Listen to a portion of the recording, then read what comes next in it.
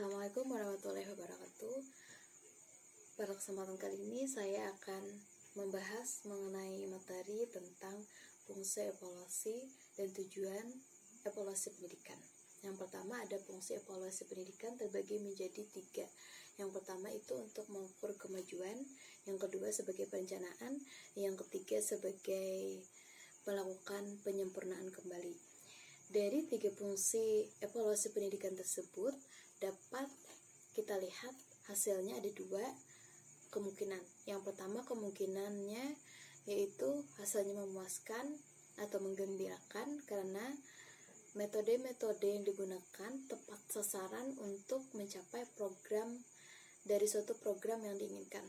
Yang kedua ada yang tidak menggembirakan, mengecewakan, atau bahkan mengkhawatirkan.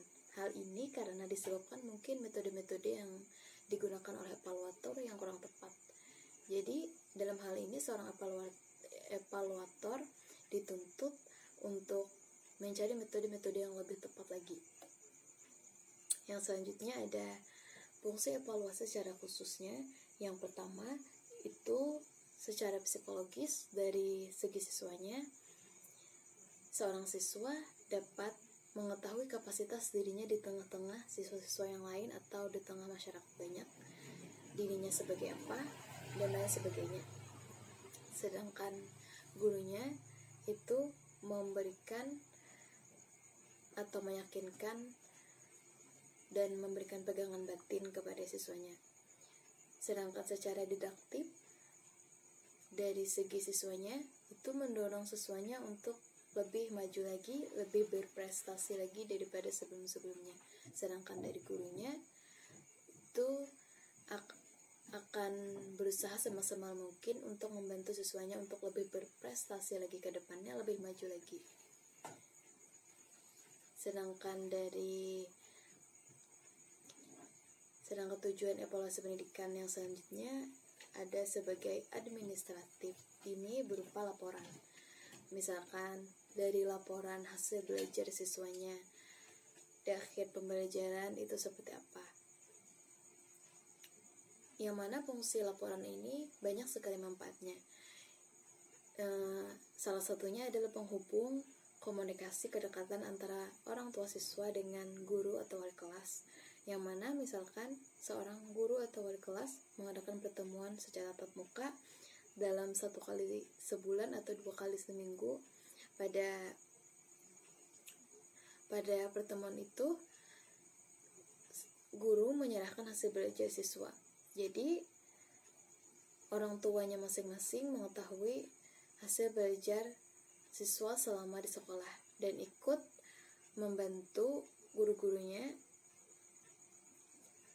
mencukupi apa-apa yang kurang dari belajar di sekolah. Jadi selain guru, orang tua siswa juga ikut andil dalam memajukan kualitas pendidikan anak. Yang selanjutnya ada fungsi evaluasi pendidikan. Yang selanjutnya ada tujuan evaluasi pendidikan. Yang pertama, tujuannya yaitu sebagai mengetahui apakah suatu program pembelajaran tertentu itu telah dicapai atau belum. Misalkan pada pembelajaran mufradat, guru menghendaki atau indikator ketercapaiannya itu dikehendaki bahwa siswa melafalkan atau menghafal kosakata dari yang telah diajarkan oleh guru. Jadi di akhir pembelajaran guru mengevaluasi apakah siswa telah hafal dari kosakata-kosakata yang telah dilafalkan secara bersama-sama yang telah diajarkan dan disampaikan oleh gurunya. Dengan cara guru menanyai satu persatu siswa-siswanya dengan menunjuk siswanya, misalkan menanyai terjemah atau Arab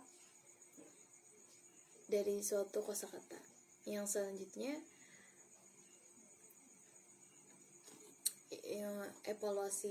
tujuan daripada evaluasi pendidikan sebagai tolak ukur atau pengukur sampai mana suatu pembelajaran itu sudah tercapai atau kemajuannya sampai berapa persen.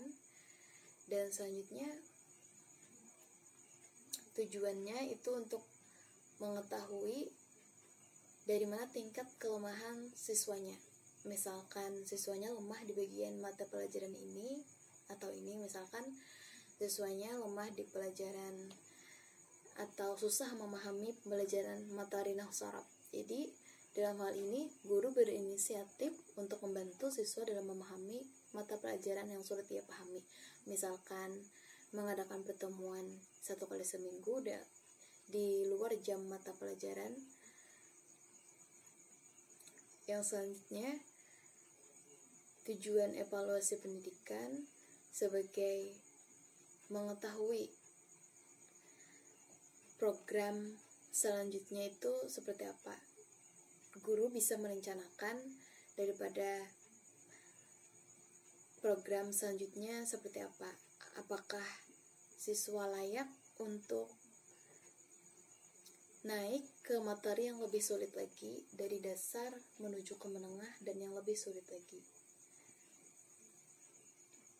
dan lain sebagainya.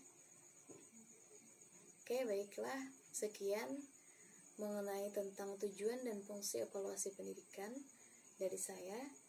Apabila salah-salah kata, saya mohon maaf. Semoga dapat bermanfaat. Sekian dan terima kasih.